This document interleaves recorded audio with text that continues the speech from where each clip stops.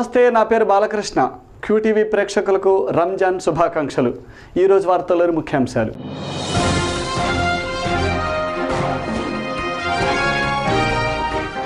నేడు పవిత్ర రంజాన్ పర్వదినాన్ని భక్తి శ్రద్ధలతో జరుపుకున్న ముస్లిం సోదరుడు.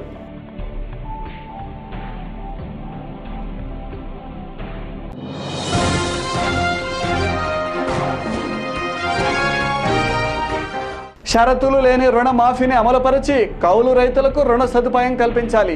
సిపిఐ రాష్ట్ర ఉపాధ్యక్షుడు ముప్పాళ్ళ నాగేశ్వరరావు.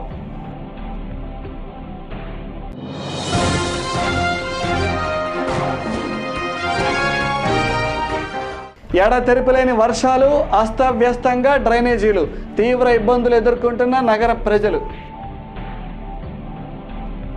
పవిత్ర రంజాన్ మాసంలో కఠిన ఉపవాస దీక్షలు ఆచరించిన ముస్లిం సోదరులు నేడు రంజాన్ పర్వదినాన్ని భక్తి శ్రద్ధలతో జరుపుకున్నారు. నూతన వస్త్రాలు ధరించి ఉదయం నుండే పెద్ద సంఖ్యలో మసీదుకు చేరుకుని ప్రార్థనలు చేశారు. నగరంలో K&M హోటల్ దగ్గర, పొన్నూరు రోడ్డులోని ముస్లిం కళాశాల మైదానాలలో ఏర్పాటు చేసిన ఈద్గాలకు నగరంలోని వారే కాక గ్రామీణ ప్రాంతాల నుండి కూడా హాజరై ప్రార్థనలు చేశారు. ముస్లింల పవిత్ర పండుగ రంజాన్ నెలవంక దర్శనంతో రంజాన్ పర్వదినాన్ని నేడు ముస్లిం సోదరులు జరుపుకున్నారు. మాసమంతా కఠోర ఉపవాస దీక్షలు ఆచరించి 5 పూటల నమాజ్ పఠించిన ముస్లింలు ఈరోజు ఈద్ ఉల్ ఫితర్ను ఘనంగా జరుపుకున్నారు. స్థానిక K&M హోటల్ దగ్గర ఏర్పాటు చేసిన ఈద్గాకు అధిక సంఖ్యలో ముస్లిం సోదరులు హాజరై ప్రార్థనలు జరిపారు.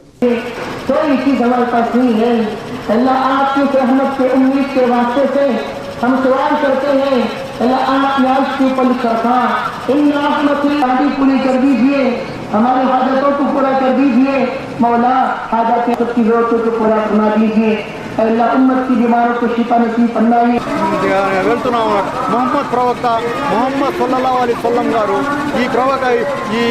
ఈ రంజాన్ మాసాన్ని 30 రోజులు ఉపవాసాలు ఉండమని చెప్పారు. అల్లా దగ్గర దువా చేసుకుంటే తొందరగా ఇదవుతుందన్నమాట. భగవంతుడు ఆమీన్ చేస్తాడని చెప్పేసి భగవంతుడిని నేను నిర్ణయించుకుంటూ నేను సెలవు తీసుకుంటాను. రంజాన్ పండుగ ముస్లిం ప్రజలు చాలా దీక్షగా చేస్తారు. 30 రోజులు ఉపవాసం ఉంటారు. చంద్రుడు కనబడ్డ తర్వాత 2వ రోజు పండుగ జరుపుకుంటారు చాలా దీక్షతోటి. ఈరోజు 30 రోజులు కూడా ఈ రోజు కోసమే, ఈ రంజాన్ పండుగ జరుపుకునే రోజు కోసం ఎదురు చూస్తారు. ఉపవాసాల్లో ఉండేటప్పటికీ ముస్లిం ప్రజలు ఉమ్ము కూడా లోపల మింగకుండా ఉదయం నుంచి 14:30 గంటల పాటు, ఈ సంవత్సరం 14:30 గంటల పాటు ఉపవాస దీక్ష జరుగుతుంది. మార్నింగ్ 4:45 నుంచి సాయంత్రం 6:49 వరకు 6:40 వరకు దీక్ష ఉండటం జరుగుతుంది. ఎటువంటి షరతులు లేకుండా ప్రభుత్వం రైతుల రుణ మాఫీని అమలు పరచాలని, డ్వాక్రా మహిళలకు సైతం ఇటువంటి పద్ధతిని అనుసరించాలని సిపిఐ రాష్ట్ర ఉపాధ్యక్షుడు ముప్పాళ్ళ నాగేశ్వరరావు డిమాండ్ చేశారు. రుణమాఫీలో కౌలు రైతులకు అతి తక్కువగా 318 కోట్లు మాత్రమే కేటాయించారని, 22 లక్షల మంది కౌలు రైతులు రాష్ట్రంలో ఉండగా వీరిలో చాలా మందికి రుణ సహాయం కూడా అందడం లేదని ముప్పాళ్ళ తెలిపారు. స్థానిక కొత్తపేటలోని మల్లయ్యలింగం భవన్లో జరిగిన మీడియా సమావేశంలో సిపిఐ రాష్ట్ర ఉపాధ్యక్షుడు ముప్పాళ్ళ నాగేశ్వరరావు, జిల్లా కార్యదర్శి జంగాల అజయ్ కుమార్, నగర కార్యదర్శి మాల్యాద్రి, ఏఐవైఎఫ్ నాయకులు స్వామి తదితరులు పాల్గొన్నారు. ఈ సందర్భంగా నాయకులు ముప్పాళ్ళ నాగేశ్వరరావు, అజయ్ కుమార్లు మీడియాతో మాట్లాడారు. రైతుల సంక్షేమం కోసం ప్రభుత్వం గతంలో వాగ్దానం చేసిన విధంగా ఎటువంటి మెలికలు లేని రుణమాఫీని అమలు పరచాలని, కౌలు రైతులకు రుణ సదుపాయం కల్పించాలని వారు డిమాండ్ చేశారు.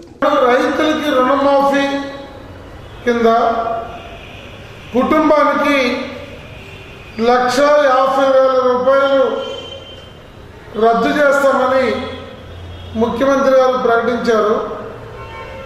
ముఖ్యమంత్రి గారు వేసిన కోటయ్య కమిటీ సిఫార్సుల్లో కుటుంబంలో ఏ ఒక్కరు ఉద్యోగం చేస్తున్నా లేదు ఇన్కమ్ ట్యాక్స్ కడుతున్నా ఇది వర్తించకూడదనేటువంటి నిబంధనలు ఉన్నాయి.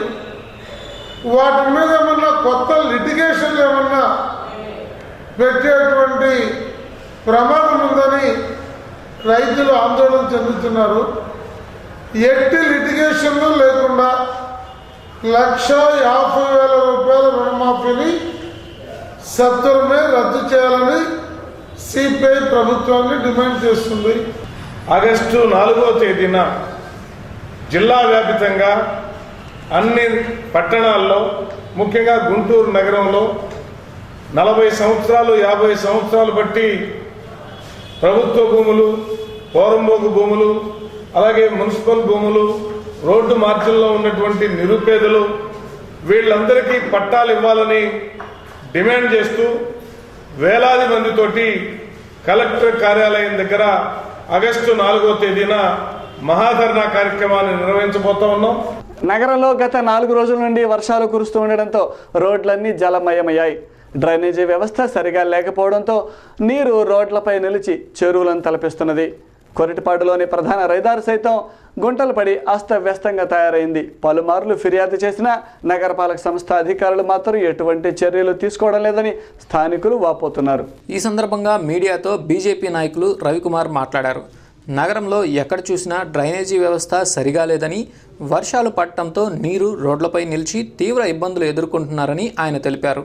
2005లో కార్పొరేషన్ ఎలక్షన్స్ జరిగిందని, గడువు ముగిసినా ఇంతవరకు ఎన్నికలు జరగలేదని, ప్రతినిధులు లేక అధికారులు పట్టించుకోక నగరం అస్తవ్యస్తంగా తయారైందని ఆయన తెలిపారు.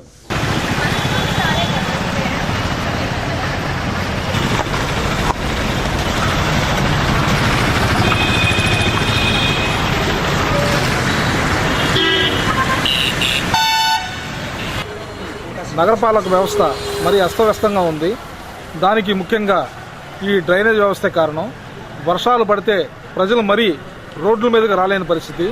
ఎక్కడ గుంటలు ఉన్నాయో, ఎక్కడ వర్షం నీరు నిలిచి వాహనాలు పడుతున్నాయో అర్థం కాని పరిస్థితి నెలకొని ఉంది. ఈ 2005లో మన కార్పొరేషన్ ఎలక్షన్ జరిగింది.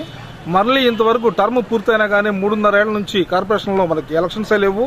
నగరపాలక సంస్థ ప్రతినిధులు లేరు. నగరపాలక సంస్థ పట్టించుకోవడం లేదు.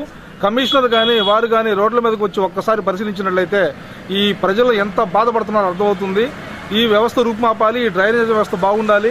ఇదంతా కూడా చక్కదిద్దే విధంగా కార్పొరేషన్ కానీ నగరపాలక సంస్థ అధికారులు కానీ కమిషనర్ గారు ప్రయత్నించాల్సిందిగా కోరుతున్నాం. ఎన్ఆర్ఐ అగ్రిటెక్ ఆధ్వర్యంలో నేడు వరి, మినుములకు సంబంధించిన కొత్త వంగడాలను మార్కెట్లో విడుదల చేశారు. రైతులు సాగులో ఎదుర్కొంటున్న సమస్యలను పరిశీలించి తెగుళ్లను ఎదుర్కొని నాణ్యమైన దిగుబడులను అందించే దిశగా ఈ వంగడాలను అభివృద్ధి పరచామని ప్రముఖ శాస్త్రవేత్త సత్యనారాయణ తెలిపారు. రైతులు ఈ వంగడాలను సాగు చేసి మెరుగైన దిగుబడులు సాధిస్తారని ఆయన ఆశాభావం వ్యక్తం చేశారు. ఎన్ఆర్ఐ అగ్రిటెక్ ప్రైవేట్ లిమిటెడ్ వారు అభివృద్ధి చేసిన నూతన వంగడాలను నేడు మార్కెట్లో విడుదల చేశారు. వరిలో డెల్టా పేరుతో, మినుములో శ్రీ పేరు మీద ఈ విత్తనాలు లభ్యమవుతాయని వారు తెలిపారు.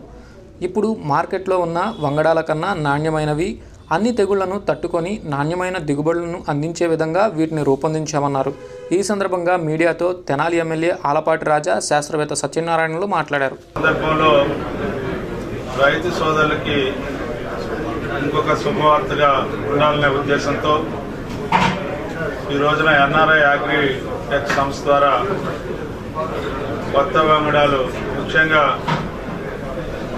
ధాన్యానికి సంబంధించిన డెల్టా అనే వరి విత్తనం, మినువులకు సంబంధించిన శ్రీ అని కొత్త విత్తనాన్ని రెండింటిని కూడా మార్కెట్లోకి విడుదల చేయడం జరిగింది. ఈ రోజున ఈ రెండు కూడా ఇప్పుడున్న వరి విత్తనాల కంటే, అదేవిధంగా మినువుల్లో ఉన్న రకాల కంటే ఎక్కువ ఉత్పత్తిని, సామర్థ్యాన్ని, తెగుళ్లు తట్టుకునే సామర్థ్యం, ఉత్పత్తి ఎక్కువ వచ్చే సామర్థ్యం రెండు కూడా ఉన్న విత్తనాలుగా ఈ రోజున మా R&D ద్వారా ఈ రోజున బయటకు తీసుకొచ్చాం. ఇప్పుడు వరకు కూడా మా ద్వారా వచ్చిన ఏ విత్తనాలైనా కూడా, హైబ్రిడ్ అయినా లేకపోతే వెరైటీ అయినా లేకపోతే ఏ అయినా కూడా ఈ రోజున స్వయంగా R&D చేసి దాని ద్వారా తీసుకొచ్చిన విత్తనాలు. అలాంటి విత్తన సంస్థ ద్వారా మన ప్రముఖ శాస్త్రవేత్త, మనందరికీ తెలిసిన వ్యక్తి, రైతు బాంధవుడు అయిన ఆలపాటి సత్యనారాయణ గారి స్వయంగా రూపొందించిన ఈ రెండు రకాలు ఈ రోజున మార్కెట్లో విడుదల చేయడం. 80-85 రోజుల్లో వచ్చే మినుము, అందులో సాదా మినుము శ్రీ అని, పాలిష్ రకం అయితే నంది అని, ఇంకోటి మారుతి పాలిష్ రకము, 3 రకాలు మేము రూపొందించాం. వీటిలో ఈరోజు శ్రీ LBG 402 బేస్ అంటే చక్కగా చెట్టులాగా పెరిగేటటువంటి ఈ రకాన్ని ఈరోజు మనం లాంచింగ్ ప్రోగ్రాంలో పెట్టుకున్నాం. స్పష్టం చేశారు, వాళ్ళకి పల్లాస్ తెగులు రావట్లేదు, మనకు పల్లాస్ అంతే తేడా. వీటితో పాటు నేను చెప్పదలుచుకుంది ఏంటంటే, వాతావరణాన్ని బట్టి డెల్టాలో వరికి ప్రత్యామ్నాయం కాబట్టి పద్ధతులు మార్చుకుని డైరెక్ట్ సీడింగ్ వెళ్ళిపోయి డైరెక్ట్ సీడింగ్ వ్యవసాయం కనుక చేసి దాన్ని విలువ తెలుసుకొని మీరు తక్కువ ఖర్చుతోటి ఎకరానికి 7 నుంచి 8 వేలు తక్కువ ఖర్చుతోటి 10% ఎక్కువ దిగుబడి సాధించవచ్చు. ఒక వారం రోజులు పైరు కూడా ముందుకు వస్తుంది కాబట్టి ఈ కొత్త రకాలను ఆదరించడం పాటు కొత్త పద్ధతులు కూడా ఆదరించి రైతులు వ్యవసాయాన్ని లాభసాటిగా చేసుకోవాలని చెప్పి ఎన్ఆర్ఐ అగ్రికల్చర్ నా తరఫున, మా ఎన్ఆర్ఐ అగ్రికల్చర్ తరఫున, మా ఎండీ గారి తరఫున QTV న్యూస్లో ఇప్పటిక చిన్న విరామం.